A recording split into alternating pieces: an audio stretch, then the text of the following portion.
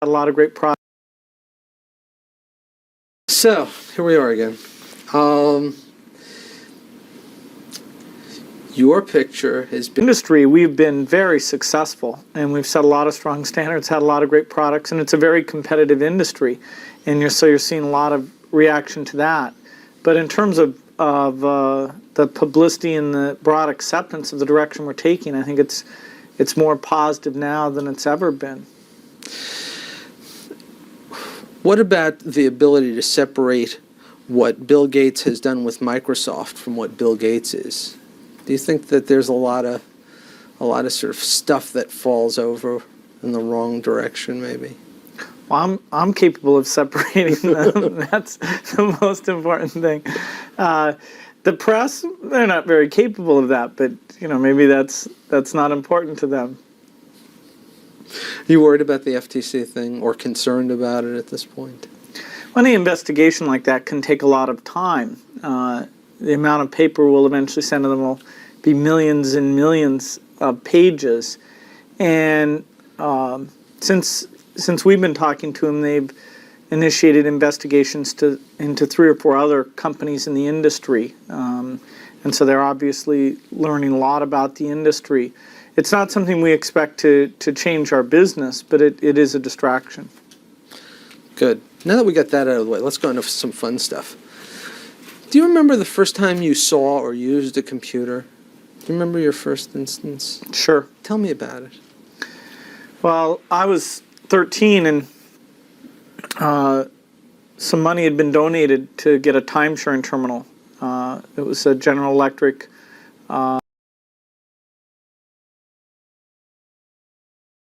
people were trying to figure out how to use the thing, and myself and a friend, Paul Allen, got involved.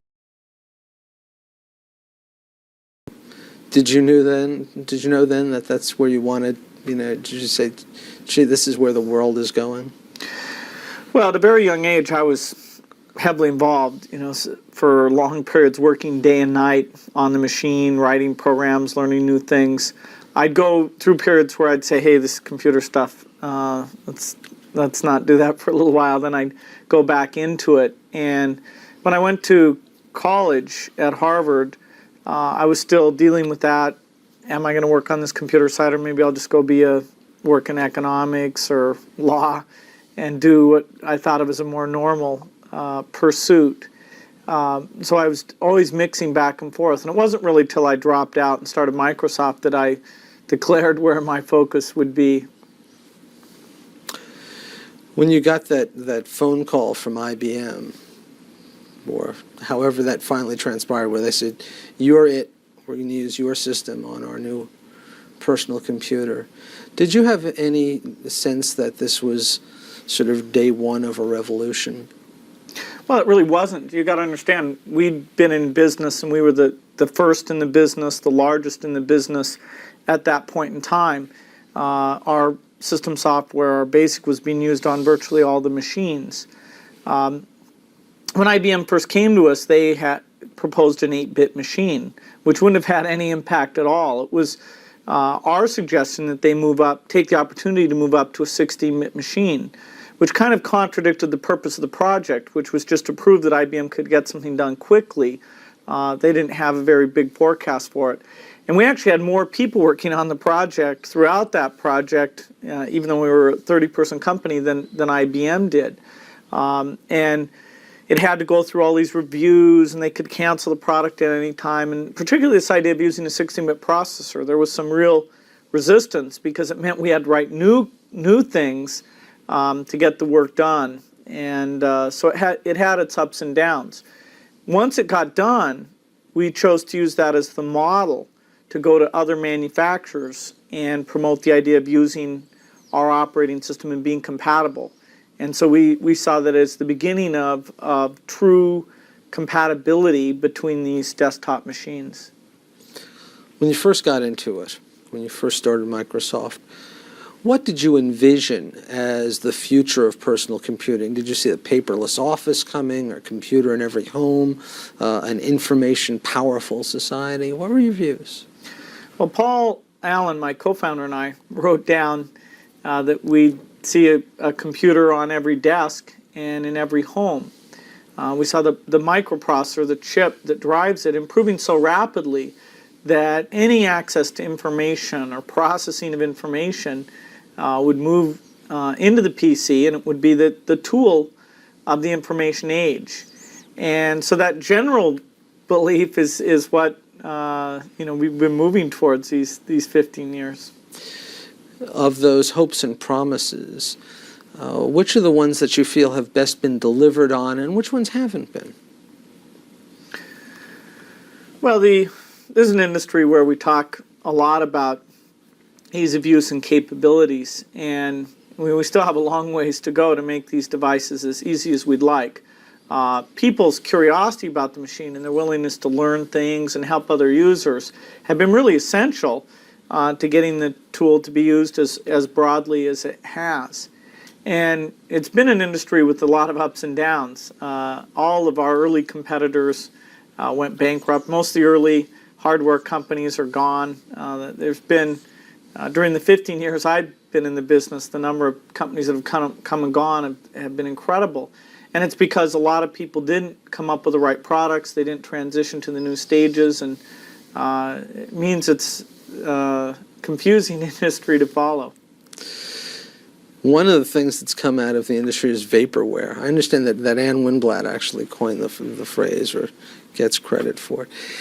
Why has this business really, sort of almost more than anybody except maybe the electric car business, promised more than it delivered, or at least promised more on a date in terms of delivery? I mean, you had it with Windows 3 in terms of. No, I think you're confused about that. Was a NEC. There's a case there, but not with Windows 3.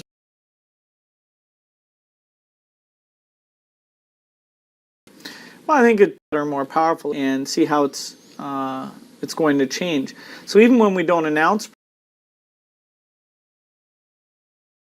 you have a set of dedicated publications where every rumor they can.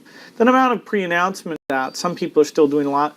When somebody gets behind, like say somebody didn't write Windows applications when Windows is taking off, then you get them saying, "Hey, wait for us, our product's going to be great," and we have quite a lot of that right now. I couldn't imagine who you might have in mind with that.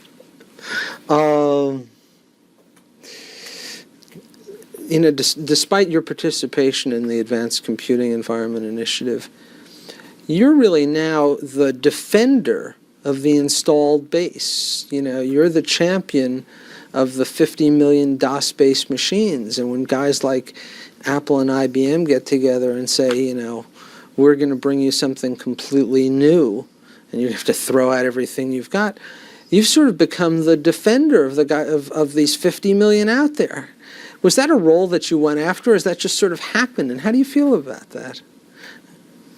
Well, I think the installed base is the defender of itself. The investment people have in learning applications and buying equipment and setting things up is so immense that if anybody puts themselves into the position of attacking that, I think they're making a mistake.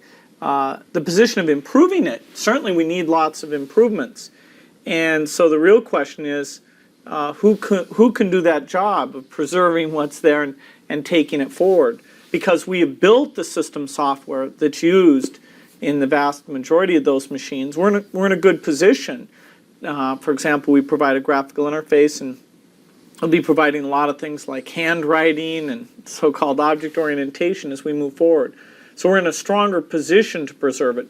But if you listen to people's messages, they're all saying some funny, vague way they'll try and preserve it too, because they know how critical it is. By almost every one of the studies I've seen, the Mac is still a lot easier to learn than any of the DOS machines, and some of the studies even say that it's still about half the time to learn applications on a Mac as window apps. That being the case, and I mean, I know you produce on both platforms, but that being the case, Why don't we have a situation where if the Mac is so much easier to use, they've got 90% of the market, and the IBM and compatible is only 10% instead of the other way around? What happened that didn't make that happen? Well, first of all, it's not true. I mean, to learn Excel on the PC and to learn Excel on the Macintosh, it's the same. The learning about cells and formulas and how you give commands. Believe me, it's the same. So what you're saying is it just isn't correct. In terms of some of the initial system setup, the idea of having the system software pre-installed has always been an advantage for the Macintosh, and that's why you see a lot of people building Windows into their systems now more and more. Clearly, there's, the market prefers the DOS machines. They're the overwhelming favorites. And a lot of that has to do with this openness, the competition, where hundreds of manufacturers are trying to provide the fastest, the cheapest, the smallest type of machine, and the flexibility that provides. And then because those machines are more popular, a lot more software. There's always been tons more software for the DOS machines than any other computer ever. And that makes a difference. If the package you want is only on the PC, you don't.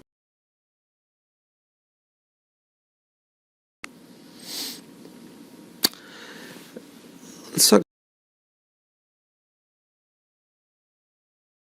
broad brushstrokes and really look at what this has done for. In the area of corporate productivity, the verdict still seems to be out. More things than they could ever do before, but somehow the productivity measures just don't seem to be reflecting it. Is that because the PCs aren't doing the job of productivity, or because the PCs have so changed the environment that we're not measuring the right things yet? Well, it's always tough to measure because when everybody's using PCs, the expectations of what you can get done go up. If you take Microsoft, the way we don't print out sales results anymore. I dive down in and get detail. There's no way we could run our company without these tools. There are some things yet to be done in terms of really helping lots of outcomes what they're interested in. There's still some work going on integrating machines. Networking is a big challenge, but we will be delivering a lot of that. So the PC its impact will be more noticeable in the years ahead. All right. There's been a lot of discussion about the computer literate society and whether computers are further distancing the haves and the have-nots from one another. Because, for example, a rich school district can go out and afford to buy, entire classroom of PCs or Apple IIs or whatever, while a poor district may have one for a classroom. Do you think that the computer, the pervasiveness of the computer, could actually help us fragment the society rather than bring it together by giving us sort of two classes of people? Now, instead of being rich and poor, it's going to be rich and computer literate and poor and computer illiterate? Oh, I definitely don't think that's the case. The PC it has been expensive and only used in isolated cases, but as it becomes a very effective tool for educational use, I think you'll see it be used more broadly. Its impact has been limited because it still really isn't that great of an educational tool.